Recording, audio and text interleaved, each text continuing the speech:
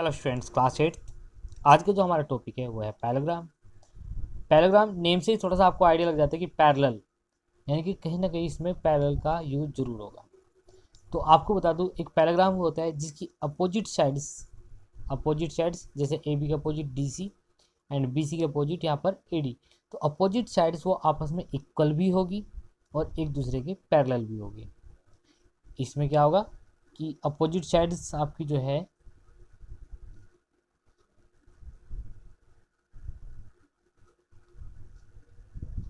वो आपकी इक्वल भी होगी एंड पैरेलल भी होगी। जैसे ए बी बराबर आपकी, जो इसमें मैं लिख देता हूँ साइड में आपके लिए, जो आपकी ए बी है वो इक्वल टू होगी डी सी के, अपोजिट साइड इक्वल होगी ना, और ए बी आपकी पैरेलल भी होगी किसके, डी सी के। ऐसे आपकी जो ए डी है वो इक्वल टू किसके होगी, बी सी के, और जो आपकी ए डी है वो पैरेलल भी होगी किसके, बी सी के। तो आपका ये पैराग्राम कहलाएगा जिसकी अपोजिट साइड्स इक्वल भी होगी और पैरेलल भी होगी। प्रॉपर्टी जो पैराग्राम क्या होती है, मैंने लिखा प्रॉपर्टी जो पैराग्राम होती है आपकी, opposite sides are equal and parallel. जो आपको बताया था कि जो अपोजिट साइड्स है वो आपकी इक्वल भी होगी और एक दूसरे के पैरेलल भी होगी। सेकंड जो प्रॉपर्टी बताई थी मैंने, अपोजिट एंगल्स आर इक्वल। पैराग्राम की जो अपोजिट एंगल होगी, जैसे आपका ये एंगल है, इसके अपोजिट कौन सा है, ये वाला एंगल, तो ये दोनों आपस में इक्वल होंगे। ये एंगल है तो इसका अपोजिट कौन सा होगा एंगल, ये वाला, ये भी आपस में कैसे होंगे, इक्वल।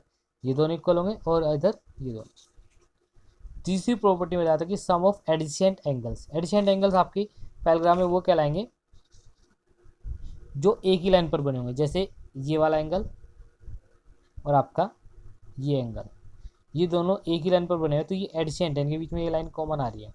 तो इन एडिसेंट एंगल्स का जो सम होता है, इन दोनों का सम वो होता है 180। ऐसे अगर आप इसके साथ में इसको लेंगे, ये भी दोनों एडिसेंट एंगल हो जाएंगे, तो इसका और इसका सम भी कितना हो जाएगा, 180। अगर आप ये वाला एंगल और ये लेंगे तब भी इन दोनों टोटल 180 डिग्री आएगा आपका। अगर आप इसको इसको लेंगे तो भी इन दोनों का सम भी 180 आएगा, क्योंकि ये एडिसेंट एंगल्स है। दो एडिसेंट एंगल्स का जो सम होता है वो 180 होता है पैराग्राम में। लास्ट जो मैंने प्रॉपर्टी लिखी है वो diagonals of parallelogram bisect each other. जो पैराग्राम के जो डायगोनल्स होते हैं वो एक दूसरे को बाइसेक्ट करते हैं। बाइसेक्ट मीन दो बराबर हिस्सों में बांट देते हैं। ये हिस्सा बराबर होगा, ये हिस्सा इसके बराबर होगा। तो ये चार प्रॉपर्टीज मैंने आपको पैराग्राम की बताई है। क्या, एक बार फिर से रिपीट कर देता हूँ। अपोजिट साइड्स इक्वल होगी और पैरेलल होगी। अपोजिट एंगल्स आपस में इक्वल होंगे। सम ऑफ एडिसेंट एंगल्स 180 डिग्री होगा, और जो आपकी डायगोनल्स होते हैं वो एक दूसरे को बाइसेक्ट करेंगे। इसी के बेस पर अब हम लोग अपनी एक्सरसाइज की ओर बढ़ते हैं।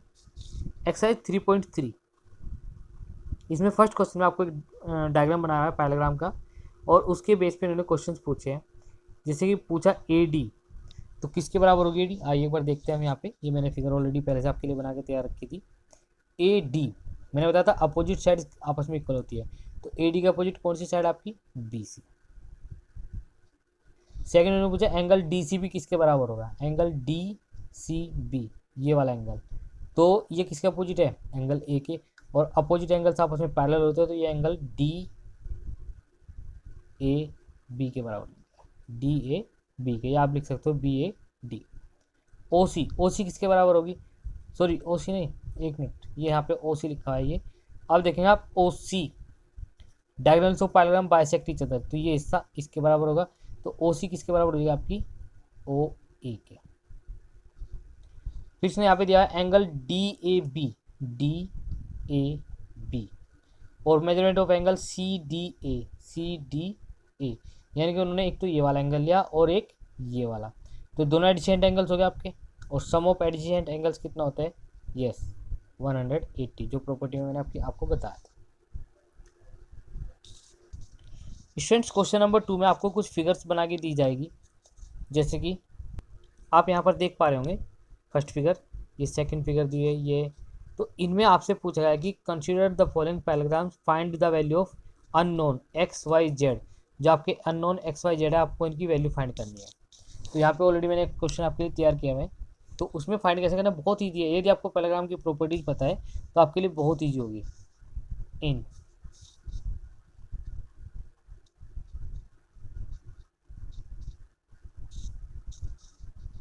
पैरेललोग्राम जो आपका ए बी सी डी है उसकी हम बात करते हैं।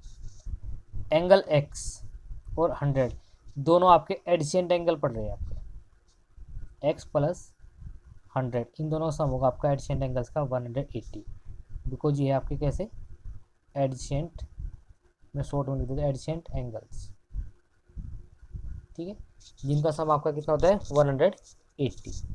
तो यहाँ पे हमारे एक्स की वैल्यू फाइंड हो जाएगी 180 माइनस के 100 इक्वल टू 80 डिग्री। अब आपके पास एक्स की वैल्यू भी आ गई, कितनी आ गई एक्स की वैल्यू आपकी 100। अब आपको बहुत ईजी रहेगा, एंगल वाई किसके बराबर होगा 100 के, क्योंकि ये अपोजिट एंगल्स है तो पैरेललोग्राम, और एंगल एक्स जो कि 100 है तो एंगल जेड भी कितना होगा हमारा वो भी लेते हैं आप लोग, एंगल जेड इक्वल टू 100। और रीजन क्या है इसका अपोजिट एंगल्स ऑफ पैरेललोग्राम, जो पैरेललोग्राम के अपोजिट एंगल्स है वो आपस में कैसे होते हैं इक्वल, तो इसलिए दोनों भी आपके इक्वल आएंगे। क्वेश्चन नंबर 3 आप देखेंगे, यहाँ पर इन्होंने आपको पैरेललोग्राम दिया हुआ है A B C D, parallelogram क्या गया इसको आप बोल दीजिए क्वाड्रेटर, इन्होंने इसमें कहा कि क्वाड्रेटर है आपका ए बी सी डी। तो इन कंडीशंस को अगर हम अप्लाई करते हैं तो क्या ये पैरेललोग्राम कहलाएगा। तो पहली कंडीशन देखते हैं, एंगल डी और एंगल बी,